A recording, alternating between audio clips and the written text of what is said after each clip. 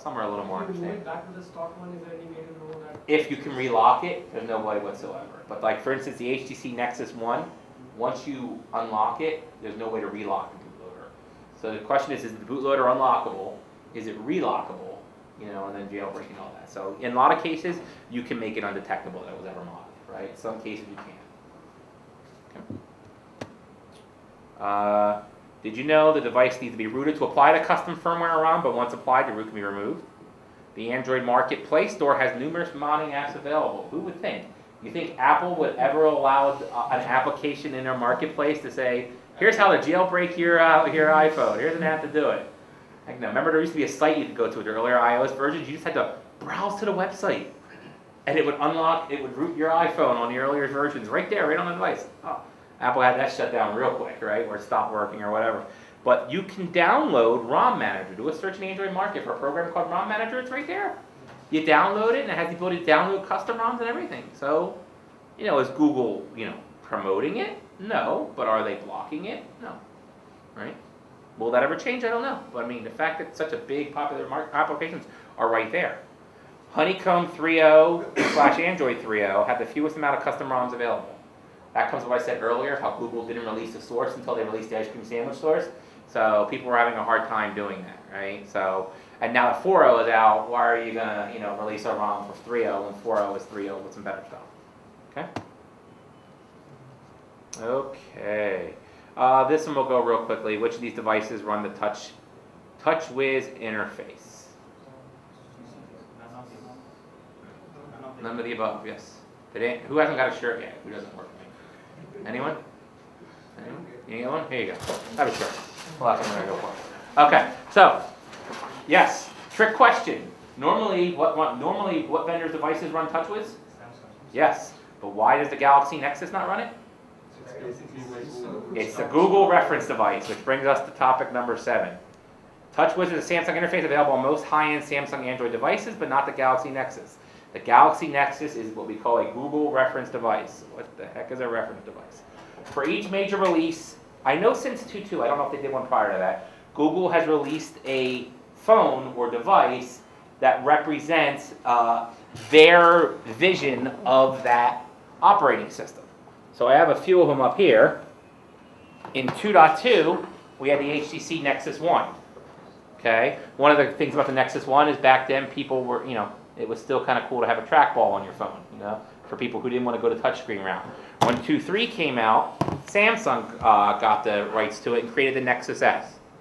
This cool, you know, design device with a little profile display, indented screen, all that stuff. When 3.0 came out, they partnered with Motorola for the Motorola Zoom tablet. And unfortunately, I don't have the 4.0 device here, but it's the Samsung Galaxy. The Galaxy Nexus, the Samsung Galaxy Nexus is the reference 4.0 device, although the update's since come out for some of the earlier devices. So reference devices by Google are a little different in that they don't want any customizations. They want a pure Android, right? It's their reference device. It's the first device developers should develop against. It represents what the OS is in its purest form, how Google envisioned it, before vendors or providers do any customizations. Okay? And it always runs a stock Android ROM. Generally speaking, and there's been a couple exceptions, these devices are also the first one to get updates, especially minor updates. So when Google went from 2.2 to 2.3 or 3.2 to 3.3, the device that would first get it was usually this, usually the Google reference devices, so that's good. So as a developer, I highly recommend, if you're a developer or even a QA tester, that you have one or more reference devices. They're very helpful for that regards. Okay? There is a rumor that like in Android, with Android 5 they are going to type with 5 OEMs at a time. 5 OEMs. 5 OEMs, really? I had heard they were going back and forth between was it going to be Samsung or LG was trying to get rights to it, but you hear they're going to do multiple vendors. There is a rumor like 5 Oh, OEMs. wow. That'll be interesting, so we get 5 reference devices. I'm not going to request that purchase order from me. I'll leave it to you. Sorry, I need each one, guys. So, some background. Google tends not to like to show favorites. That's why they spread the love around. Samsung's got both for the last smartphone ones. I'd be surprised if they get the next one. With the exception of the Zoom tablet, they all have the name Nexus in them. So the Zoom didn't, but all the smartphone ones, HTC Nexus 1, Samsung Nexus X, Galaxy Nexus by Samsung. So Nexus is kind of your key indication that it's a reference device. The benefits we already talked about. First to get OS updates, No custom vendor code. So you want to test your application straight against the Google OS first. That's where you want to do it. Okay. We talked about newest OSs, and they'll usually contain any new Google hardware that they're pushing. So when Google wants to push NFC, they put it in the Galaxy S, right? So that people can start coding on NFC. The shortcoming of reference devices is they represent a small percentage of the total devices available, right? Because they're the first one available, a lot of people don't get them right away, especially the earlier ones. They were only for sale through Google, not through vendors. Newer ones are, but once more vendors release their devices and all, generally the percentage of people using the reference devices go down. So you shouldn't just use reference devices as your test devices. They're usually tied to one provider, at least in the U.S. So in the U.S., the Nexus S came out on. Actually, it first came out on I think it was AT&T or T-Mobile first. Sprint got theirs like 3-4 months later. With the Galaxy Nexus, I believe Sprint's is coming out soon. Verizon got the contract. Sprint's got one coming out very near future, right? The Galaxy Nexus available over here is the GSM variant, only available in Europe. So now we're getting into hardware variations more with provider radios and what type of connections it supports than with actual features.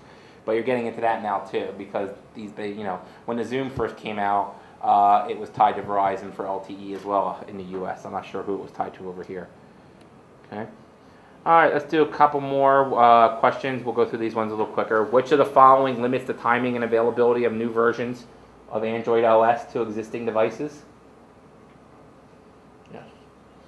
So the answer is all of the above, right? So a lot of people complain, why can't Google get the OS updates out there working like Apple does, right? Apple releases it on day 0, and every device that they say is going to ever support that version can download it right away, right?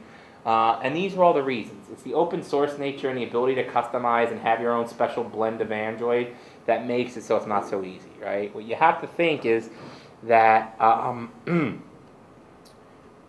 first Google has to test and certify the OS, right? Then it goes to the vendor. So HTC, LG, Samsung have to test and certify it on their specific hardware devices and with their software. So if Samsung has a bunch of apps that aren't going to work on Ice Cream Sandwich, they need to modify their apps, right? They don't want to lose their apps on the device. Then it has to go to Verizon or Orange or Vodafone or Airtel or whoever else for any applications and customizations they've done to make sure their stuff works. So it's got to go down the train. And what you got to think about is, the vendor may decide, this device has been out for 18 months already. I don't want to waste the time doing all this testing and development effort when in another 6 months the person's going to buy a new phone, right? In the U.S., general smartphone turnover, I don't know what it is out here in India, but it's about every 2 years. 2 to 3 years, people upgrade their smartphones, right? So once a phone reaches that 18-month mark in terms of age, it kind of becomes, a cost-prohibitive way, right? And Apple's not too far off when you think about it, okay? Right now we have the 3GS, the 4, and the 4S that all get the newest update. The 3GS, I think iOS 5, no, 6 is the next one, right? 6 is the next one. 6 is the next one, right? I think iOS 6 will probably still be supported on the 3GS just because they're still actively selling it. But I think that'll probably be the last one, because when the iPhone 5 comes out, you'll see the 3GS. Apple would get a lot of flack if they didn't support iOS 6 on the 3GS when it's still one of the 3 phones they've heavily pushed. But like the iPhone 3G, that's not supported with iOS 5, right? They down supported that about 3 years after it came out. So they're not too far off from Android, right? It's a perception thing. iOS users every 2 years are like, I want the new cool device, with Apple or whatever. I think more than that, by the time they come out with the updated customized version, Yes. Google comes out with another version. So they are always lagging behind by 6 months, but even Yes. you come out with a new stock Yes, version. most of the vendors are saying, we're going to have ICS by the end of summer. That's great. Jelly Bean's going to come out in August. It's going to, so everyone's going to be saying, oh, look at this ice cream sandwich. What? There's Jelly Bean? When am I getting that? And then you have a group of people are going to be like, a whole new group of phones that aren't going to be able to get it, right? So it's going to happen. It's the whole circle of life progress of getting them down there, that by the time it gets from Google to the last device that gets updated, Google's already released the next major device, reference device to be tested on. So yes, it's a pain point. What I'm saying is it's hard to blame any one person, especially Google, right? Would we rather they take away the open customization framework, I know the vendors wouldn't, believe me. Most providers actually push Android devices because they have more control and make more money off of them, all right? But an Apple device, they can't customize it. Their margins are locked, right? Apple's making all the money off the iPhones and and the iPads for the most part, not the vendors and not the providers and all network providers. For Android, they love it because by customizing it and doing stuff they want, they can get more profit by making you buy their customized devices. Okay. So it's not Google who's delaying your OS update. Let's not all yell and scream at them. Okay. Which of the following devices do not or cannot run the Android operating system? Yes, it's pretty. Everybody should take that option out of these slides and make people think more. But yes, so I went into a Sports Authority, which is a sporting goods store in the U.S. where I'm from. I went into it, I looked over, and there was a treadmill sitting there running the Android operating system. It had the big Android logo on it. This is one of the things I love about Android, is it can be run on everything. There are refrigerators now, I don't know if they're over here yet, but with large display screens running the Android operating system, right? The Android operating system is not just for phones, not just for tablets. Now you also have watches. Watches, yes, I've seen those. They have new watches now that actually run Android. Washing machine. Yes, washing machines even. I hadn't heard about that. Washing machines running Android. Kids. Taser No. does it support? What's that? Taser support Android. Who does? Taser guns. Yes. Laser guns. Yeah. Really? Laser guns. So you can post a Twitter update if you taser guy? Is that how it works? Is that what a taser gun is? Like taser, like shoot someone? And then you can post an update. Just took down a perp on 12th Street. I like it. Perfect. Yeah, customers. Yeah, that's awesome. Yeah. So there's all types of devices which can run Android OS, right? It started with the phones and then the tablets, and then we had Google TV. Now showing up in refrigerators, treadmills. There's this thing coming. Car stereos. I saw a really cool one, which I got a video if anyone wants to see it. I can send to you. It was a rear view mirror in a car that had the Android OS kind of running behind it. It was really neat. So you could like interact with that. I've seen radios now coming out with it, so it's everywhere.